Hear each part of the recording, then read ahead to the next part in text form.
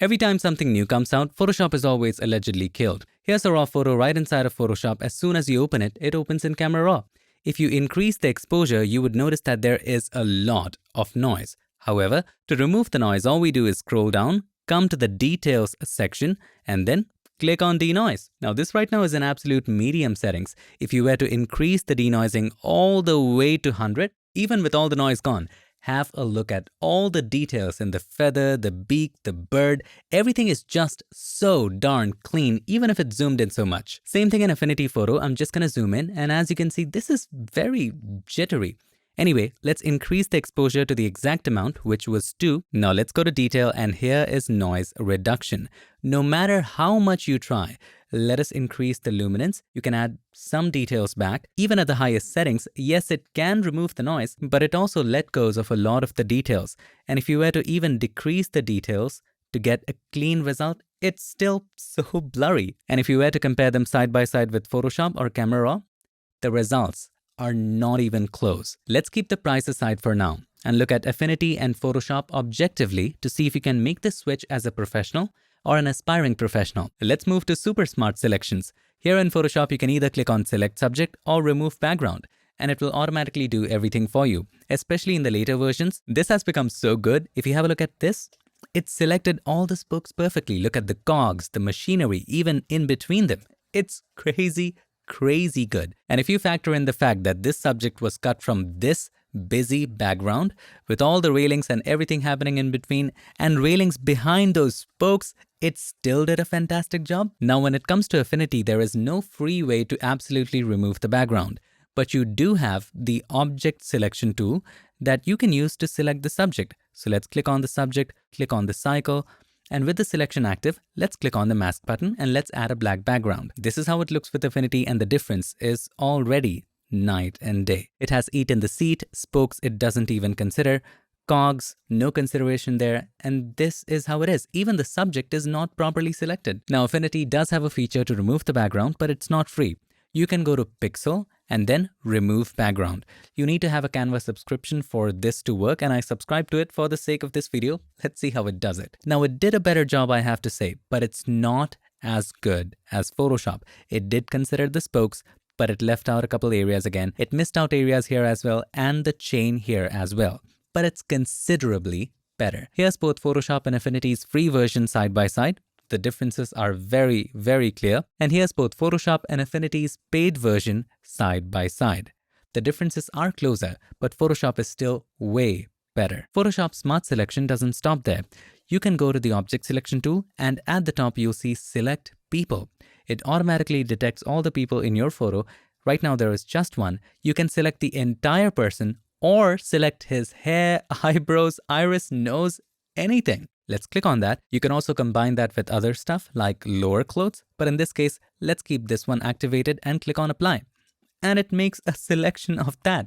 And then you can create curves, whatever you wish, just to adjust it to your liking. There isn't any feature like that in Affinity. Taking it further, you can even go to Select Sky, and it does an incredible selection of the sky. With this active, you can create a color balance adjustment and adjust it however you wish. I'm going to make it more magenta.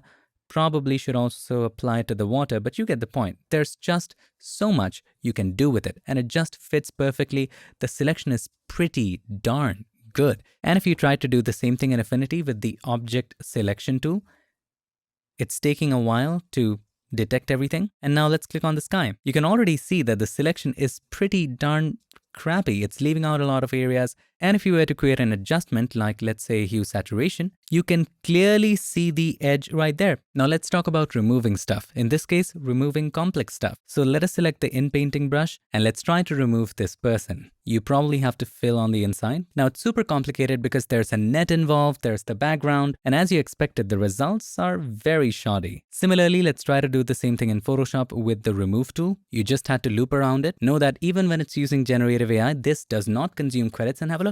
The results are a night and day difference. Now the removing options don't stop there. Here in Photoshop, you can select the remove tool. See the wires and cables all around the photo? Just click on Find Distractions, Wires and Cables, and it automatically analyzes everything and it's gone. So fast. Before, after, every single wire, all throughout the photo, gone. There is no such option in Affinity. You would have to do it wire by wire. Similarly, this is so darn complex. Fine distractions, wires and cables, all insanely gone. Now, it doesn't stop there. I took this photo in Colorado Springs full of tourists. And again, fine distractions, people. Hit enter or return and gone. See how much time it's saving you? Is it worth less than $20 a month? That's something you need to answer for yourself. The sliders in Camera Raw are way superior than Affinity. Here, if we were to decrease the highlights all the way to the left, we have more details here. If we were to increase the shadows all the way to the right, this photo still looks awesome. If I were to open the same photo in Affinity, and if we went to shadows and highlights, turned it on, and we increased the shadows, this just becomes very faded, and decrease the highlights on top of that. There is a night and day difference in the way these sliders work. Can you come close to Photoshop and Camera Raw? Of course you can. But it's just like the difference between using high-end gear and budget gear. Besides, you have way superior features inside of Camera Raw. For example, see the reflection completely ruining the photo? Go to the Remove section, scroll down, there is a Reflection section. You can apply it, give it a little time, and the reflections are gone. Similarly, I took this photo in a museum. There was a bunch of reflections. If you apply it, all gone.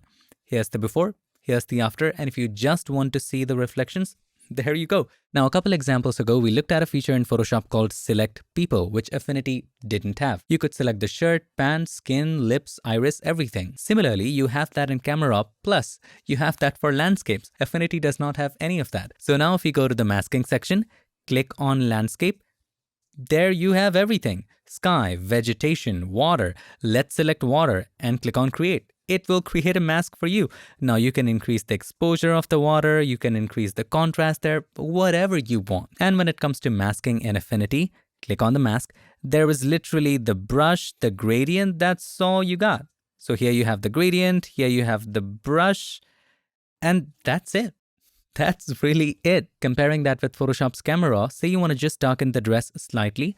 Let's go to the masking section, scroll down, it automatically detected that person. You can select so many features, facial hair, body skin, lips, hair. Let's select the clothes and click on create. And now that you have the mask, you can do whatever you want with it. I can just decrease the highlights to have more details there, and that's it. Now let's move to some latest advanced tools that we may use in our day-to-day work, starting with Generative Expand. Press C for the crop tool, click there, and then you can expand it slightly. Let's keep it this way, good for this example. And you can click on Generative Expand. I'm using Photoshop Beta because it has the latest Firefly Fill and Expand model. And then click on Generate. It generates a maximum of 2K resolution, which is higher than before. And it also gives you 3 options. First, second, third. Let's say we go with the second one and let's compare. Even when you zoom in, it's hard to tell which area was extended, especially with this model. Now, Affinity also has Generative Expand, but again, it's not a free feature. You would have to subscribe to Canva to kind of get access to it. Let's go to Canva AI at the top, and here is Generative Expand. And if we were to expand it this way, just as we did with Photoshop, let's hit enter or return. It doesn't even do anything, and it shows you this particular error. I've tried it on various computers across various versions, and it's the same error. Even if I were to try another photo, hitting enter or return, it still doesn't work. And finally, I gave up and tried this photo with no human in it. Generative Expand, top and bottom. Let's see what it does. Finally, it did work. But if you were to zoom in, let's have a look at the quality of the generated area, and you can clearly tell this looks cartoonish, repetitive, and absolutely not real. Let's compare this with Photoshop. Same image, generate, and do know this, you get 3 options instead of 1, and instantly you can tell this is so darn much better. Here's the first option, second option, third option. Now let's talk about the AI editing features that we touched upon a little before. With Photoshop, you have the flexibility to choose from a variety of models. I have made a selection of this area. You can click on Generative Fill, and right in here, you have so darn many models available. I'm just going to select Gemini 3 Nano Banana Pro and type in remove all reflections from the glasses. It understands the concept perfectly, and if you make a perfect square selection, it doesn't move even. Here's the before, here's the after. And I've actually done a video with 50 applications of Nano Banana inside Photoshop. Now, Affinity right now does not have an option to select an area and make changes there. You can either do generative fill, which fills the area that you select with something else. If you want to modify the existing area, your only option is this option, which is generative edit. With the same prompt, let's click on edit, but it's grayed out. Select that layer and then click on edit. What is it doing? It filled the glasses with more reflection, and it's even very low resolution. Now let's talk about a feature that's not even AI in Photoshop.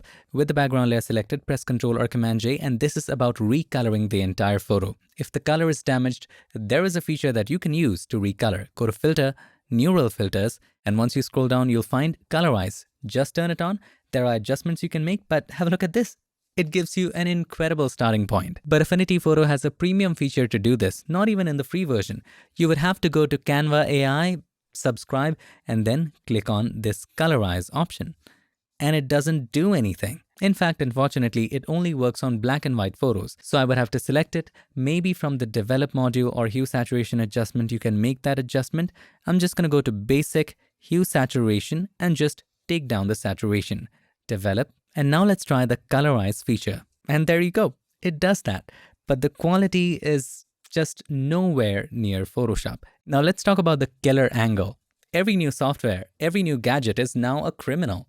Anytime anything new comes out, it becomes a killer of something. Let's say a new phone comes out. People hype it up as an iPhone killer. Similarly, anytime a new software, AI or something comes out, people label it as Photoshop killer. Well, the reality is killer is only attached to a product which is the benchmark. If somebody says iPhone killer, iPhone is the benchmark and people are comparing to it. If somebody says Photoshop killer, then Photoshop is the benchmark that people are comparing to. And you can never go wrong by choosing a benchmark. If anything even better comes tomorrow from a different company, nobody's gonna say this is the Affinity killer. They're still going to resort to this is the Photoshop killer. Since Photoshop is the industry standard, if you're looking for actual professional work, whether you go through job postings or whether you go through agency requirements, many of them do require you to be proficient in Adobe programs. Now let's talk about price. For whatever you paid for Photoshop, depending upon where you live, how much discount you got, you and I know that we are getting a more superior software built with decades of experience and consistency. With your subscription, you're promised that you're going to get updates and fixes as long as you're a member. Affinity, on the other hand, is a free software. It's a gift, not a promise that the updates and the fixes or everything will just continue to come along. Say you're a professional and you make $800 to $1,000 a month from your design work or photography work, retouching work, any of the things that involve Photoshop. In that scenario, if you worry about $20 a month and waste time trying to find alternatives, clear logic, it's going to cost you more in time. Now let's talk about legacy. You look at the interface of Photoshop. You have the layers, you have all the tools, channels. We have known this for ages. Now let's take the interface for Affinity.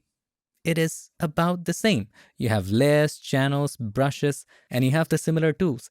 Even the object selection tool and the selection brush tool, which was recently added in Photoshop. So most people will universally agree that Affinity is indeed a copy of Photoshop. So you really need to ask yourself, do you want to use a copy version of the industry standard? Again, that's up to you. You see, Photoshop has been in the industry consistently for 35 years. And in those 35 years, it has built a surrounding, an ecosystem around it with hundreds of thousands of plugins, script made for your workflow, and especially the custom solutions made for professionals. Will Affinity get there? Maybe, but it will take a long time. At the moment, Affinity is a great software if you're starting out, or you will continue to keep this as a simple hobby. But you need to ask yourself, where are you going with this? Are you going to take this craft into the professional world?